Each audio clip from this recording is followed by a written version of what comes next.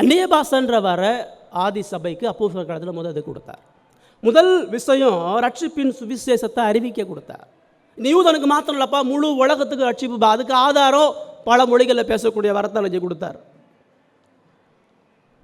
ரெண்டாவது, யூதனுக்கு எச்சரிப்பு. நீ பெருமை பாராட்டாத. மனித பெருமைகளை முறியடிக்க, மனித கலாச்சாரத்தை பாரம்பரியத்தை ஒன்றும் இல்லாமல் ஆக்குறதுக்கு அந்நிய பாஷை வரத்தை தேவன் பயன்படுத்துகிறார்.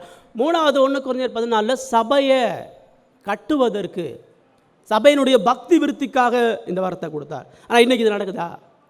இன்றைக்கி இது மூணுக்கும் ஆப்போசிட்டாக தான் சொல்கிறான்.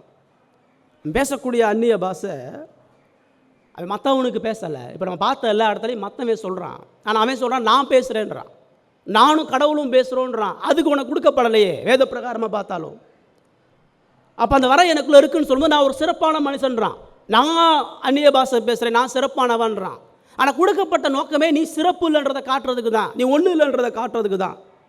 அது சபையை கட்ட கொடுக்கப்பட்டதுக்கு. அவன் நான் பக்தி விருத்தி அடைய, நான் கடவுளுக்குள்ளாக பலமடைய, நான் ஆவிக்குரிய பலமடையன்னு சொல்கிறான்.